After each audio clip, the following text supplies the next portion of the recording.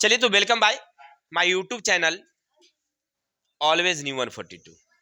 तो हम लोग आज फिर से एक नए टॉपिक्स के साथ आए हैं। क्वेश्चन क्या है, बड़ा ही धमाकेदार है, सुनिएगा।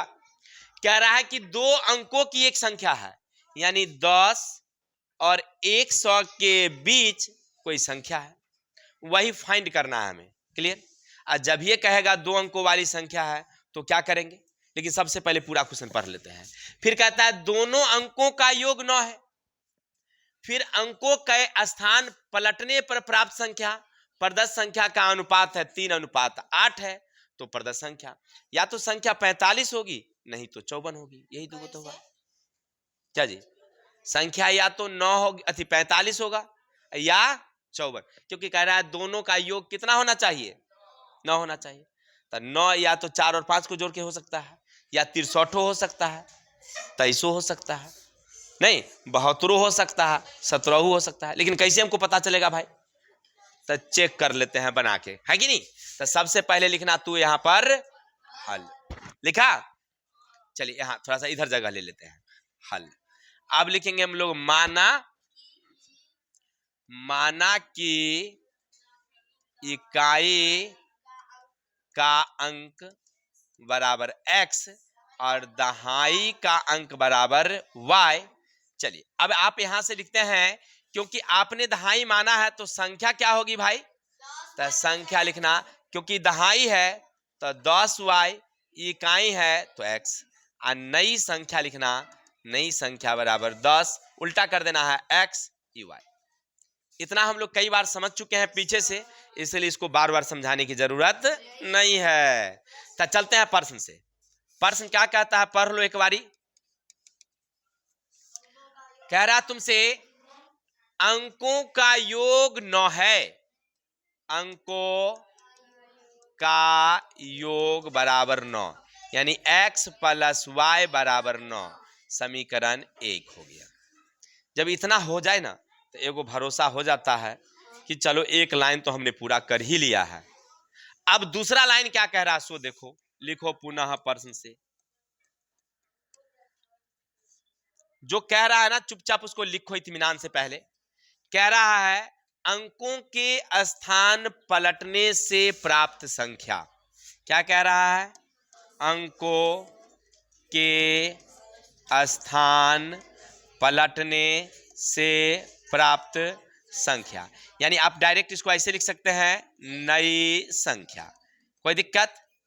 फिर कह रहा है प्रदत्त संख्या यानी मूल संख्या, मूल संख्या का अनुपात, क्योंकि कह रहा है अनुपात माने बट्टे होता है। एक लड़की पूछ रही है सर बट्टा काहे लिखे आप? तो अनुपात का मतलब बट्टा। ई केकरे बराबर है? तो 3/8 के बराबर है। कोई दिक्कत? अब जोन देल है तो लिख देते हैं। देखो क्या लिखा है नई की वाली, तो नई की है हमारी 10xy। अब पुरानी की हमारे कौन है भाई? तो पुरानी की हमारे है 10y + x। दे दिए बराबर कितना? 3/8। भाई हमारी नई की पुरानी की बात नहीं कर रहे थे, बात हिसाब की बात हो रही थी। अब तू लोग उल्टा पुल्टा मत समझ लेना, ठीक है। अब चले इससे इसको गुना कर देते हैं। तो इससे इसको गुना करेंगे तो कितना हो गया भाई? 10 8 10, इसको गुना करेंगे तो 8y। 8 से हमने दोनों को गुना कर दिया। अब 3 से इसको गुना करेंगे तो 10 तिया, और फिर 3 से इसको तो 3। किसी को दिक्कत? अब क्या करेंगे, एक जात को एक तरफ कर देते हैं।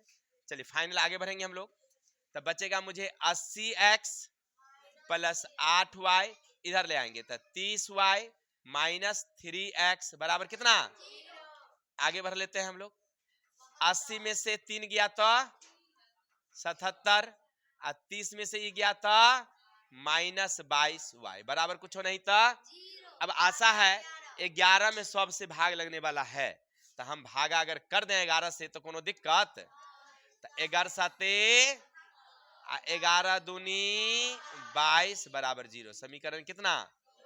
चलिए अब समीकरण जब आ गया है तो आशा और विश्वास जग गया कि आगे हम हल कर सकते। चलिए बस समीकरण तो बनाना होता है भाई। अब हल करो। एक वाली कितनी है? तो एक वाली है x + y बराबर 9, समीकरण 1। और दूसरी वाली कितनी है? 7x - 2y बराबर 0, समीकरण 2। अब x और y को क्या करना होता है मेरे भाई, बराबर।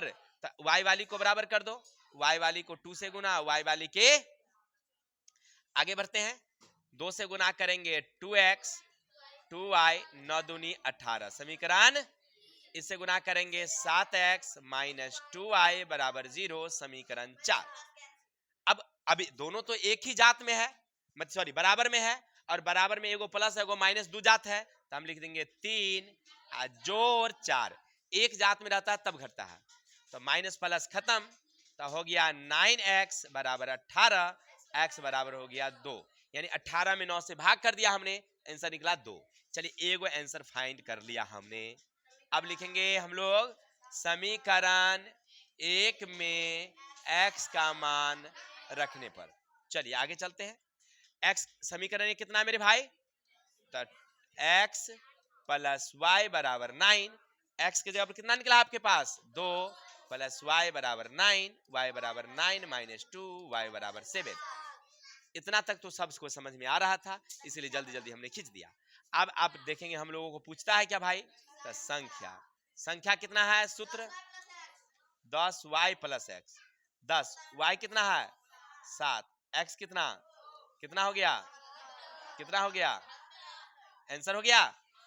उलट देंगे तो कितना हो जाएगा, उलट देंगे तो 27। चेक कर लेते हैं क्या कह रहा है कि दोनों का योग 9 होना चाहिए, तो 7 और 2 9 हो गया आंसर। x वाली 2 y वाली 7 दोनों को जोड़ेंगे तो हो गया 9, इसका मतलब है कि एक समीकरण फाइंड हो गया। अब कह रहा है कि अंकों के स्थान पलटने से जो संख्या आपको मिलती है, यानी 27 मिली आपको। अब मूल वाली संख्या कितनी थी 72 थी, इसको काटने के बाद कितना आना चाहिए हमको 3/8, नक्का के पहाड़ा में 3 बारी में, नक्का के पहाड़ा में 8 बारी में आ गया। इसका मतलब है कि हमारा आंसर बिल्कुल सही। आशा और उम्मीद है बहुत अच्छी तरीके से आप समझ पाए होंगे कि हमने कैसे इसको बैठा दिया सूत्र पर। ठीक है, चलिए तो इसका स्क्रीनशॉट लीजिए, फिर आगे चलते हैं।